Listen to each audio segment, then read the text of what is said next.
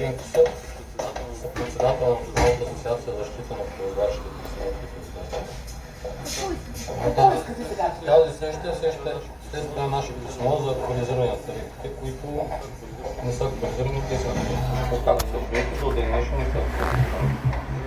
Проверяхме срещи с госпожа Савина Петкова, с председател на Общинския съвет и сега вече правим среща с превозвачите.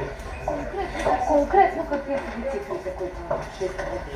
Конкретно, нашите цифри, които сме предложили, са 1,21 минимална дневна тарифа, 2,5 максимална нощна, минимална 1,39 нощна тарифа и максимална 2,51.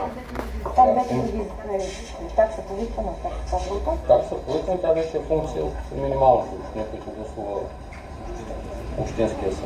Колко, как ви изчислявате, не мога да... Първоначално такса от 2 пъти минималната тарифа за съответната община.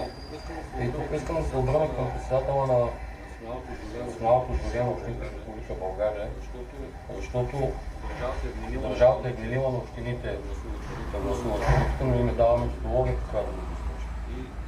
И трябва в най-скоро време да почнем заедно да се партнираме, за да може този проблем, който е изтоварен на общините, да се изчисти. Къде се намира на останалите 100 района или градове са измерими с нашия? Гласуваните тарифи не са 65 стотинки минимална тарифа, няма сутинга да стара.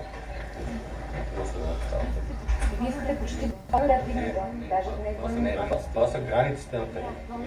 В момента ние возим на 1 лев и 9 стотинки. предложението ви. 1,21. Да, от 60 и колко на 1,21? От 1,9 на които возим в момента, евентуално да стане 1,21, което е минималната тарифа за сутя. Постъпим да доверим. Има и по-различни предложения за единна тарифа. Чували ли сте ли ваши колеги, които тиражират? Единна тарифа, това първо, листва на картелно споразумение за цените.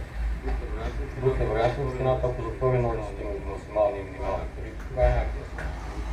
Но това отговаря на пазарната икономика. Ще стоят на днешната среща, какво не стоят за това ваше предложение? Ние сме поканили над 10 власти и центрове за диспетчери. Но не повече. Добре, много ви благодаря.